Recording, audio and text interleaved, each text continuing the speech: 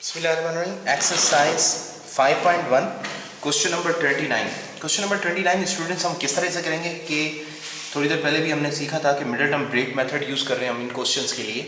और middle term break method के लिए क्या करना होता है, एक्सट्रीम का प्रोडक्ट लेना होता है। ये और ये जो वैल्यूज़ हैं एक्सट्रीम वैल्यूज़ हैं, साइड वाली वैल्यूज़, और ये मिडिल टर्म है। तो हम इनका प्रोडक्ट लेंगे और इसके लिए रफ वर्क करते होते हैं। तो वो रफ वर्क हम यहाँ पर रखेंगे, रफ वर्क, और हम यहाँ पर जो वैल्यूज़ होंगी वो लिखेंगे कि इनका एक्सट्रीम का प्रोडक्ट जब हम लेंगे तो हमारे पास वैल्यू आ जाएगी माइनस का 96 a square x power 4 y power 4, ये एक्सट्रीम का प्रोडक्ट है। और मिडिल टर्म वैल्यू जो है वो हम उठाकर लिखेंगे माइनस का 20 a x square y square. और अब हम सोचेंगे कि कौन सी दो रकमें हैं जिनको मल्टीप्लाई करें तो माइनस का 96 आए, जिनको हम ऐड सब्ट्रैक्ट करें तो माइनस का 20 आए। ये दो रकमें हमें चाहिए। तो ये दो रकमें हम लाने के लिए इसके वेरिएबल्स को हम नहीं देखेंगे, ये मैंने पहले भी आपको रफ वर्क में सिखाया था, वेरिएबल्स को मत देखें, सिर्फ नंबर्स को देखना है। माइनस का 96 माइनस का 20, ये दोनों शर्तें पूरी होनी चाहिए। प्रोडक्ट लें तो ये, ऐड या सब्ट्रैक्ट करें तो माइनस का 20 आ जाए। तो वो रकमें हमें ढूंढने के लिए हमें अभी जहन में कोई वैल्यू नहीं आ रही। अगर वैल्यू नहीं आ रही तो मैंने आपको सिखाया था कि इसको वैल्यूज़ को ढूंढते कैसे हैं। वो दो वैल्यूज़ जो होती हैं उनका पेयर्स को कैसे ढूंढते हैं, प्राइम फैक्टराइज करके ढूंढते हैं। तो हम वो प्राइम फैक्टराइजेशन यहाँ पर करेंगे किसकी वैल्यू का, 96 का। माइनस हो या प्लस हो, आपने सिर्फ 96 रखना है, ठीक है। अब 96 को फैक्टराइज करवाएंगे तो ये 2 से फैक्टराइज हो रहा है। 2 4 8, 2 8 16, 2 2 4, 2 4 8, 2 12 24, एंड 2 6 12, 2 3 6, 3 1 3, 3 1 3, ये 3 है, ठीक है। तो अब ये हमारे पास फैक्टराइज है। अब ये जो पेयर है वो हम कैसे ढूंढेंगे, अब देखिएगा स्टूडेंट, ये पेयर अभी मुझे भी जहन में नहीं आ रहा कि कौन सी दो वैल्यूज़ हैं जिनका प्रोडक्ट 96 और सम 20 आ रहा है। तो हम यहीं से देखेंगे। तो हम अपनी मर्जी से किन दो वैल्यूज़ का प्रोडक्ट, दो वैल्यूज़ बनाएंगे। पहले देखें 2 और 2 का पेयर बना लेते हैं, बाकियों का अलग पेयर बना लेते हैं। 2 2 2 2 और 2 2।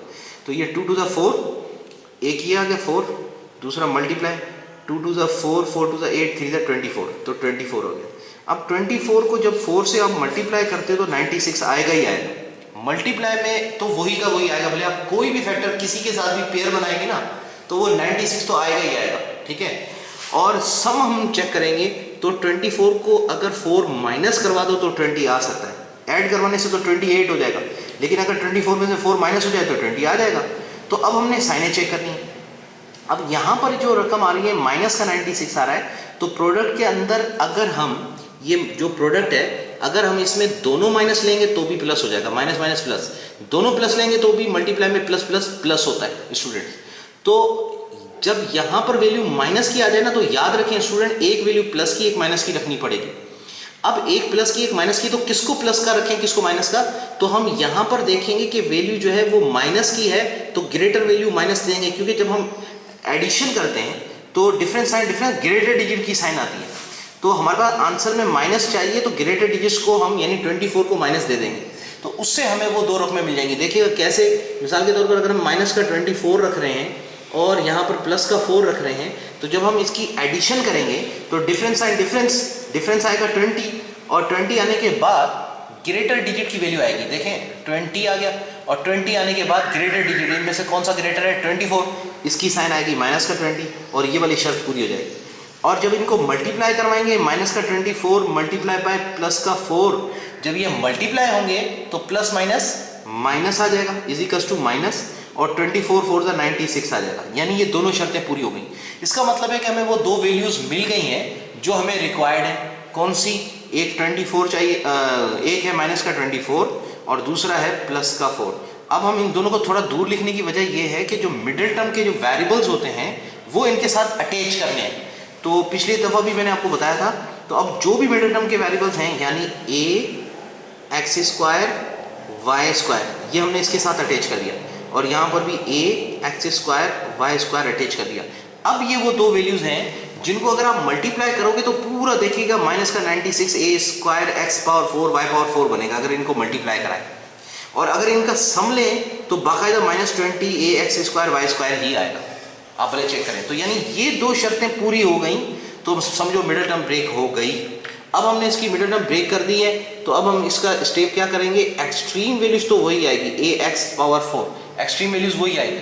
अब एक्सट्रीम वैल्यूज़ तो वही आएगी, अब हम क्या करेंगे कि जो मिडिल टर्म हमारी ब्रेक हो गई है ये वाली, उसकी वैल्यूज़ हमारे पास जो मिली हैं वो लिखेंगे। माइनस का 24 a x square y square, फिर प्लस का 4 a x square y square, फिर माइनस का 96 वाई पावर 4।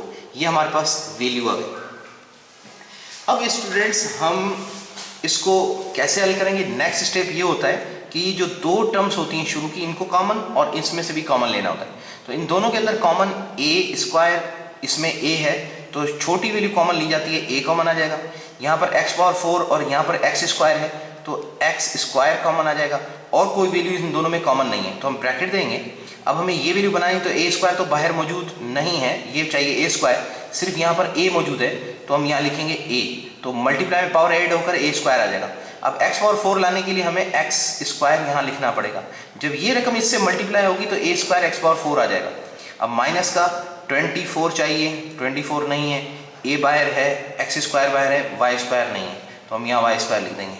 अब जो यहाँ कॉमन आया सेम टू सेम यहाँ पर भी लिख डालेंगे, यानी a x square minus 24 y square. ये मैंने आपको पहले भी बताया था। अब क्या होगा कि इन दोनों वैल्यूज़ के अंदर हमें देखना है कि इसको किससे मल्टीप्लाई करें, क्योंकि जो यहाँ रखा है कॉमन वही का वही यहाँ लिख देना है। उसके बाद सोचना है कि अब हम कौन सी वैल्यू है जिससे मल्टीप्लाई करेंगे तो ये रकम बनेगी। तो ये 4a x square y square चाहिए, तो हम प्लस का 4 और एक्स स्क्वायर तो आ गया, वाई स्क्वायर नहीं है तो वाई स्क्वायर लिखेंगे। तो 4y स्क्वायर जब इससे मल्टीप्लाई होगा तो ये टर्म बन जाएगी, देख रहे हैं आप।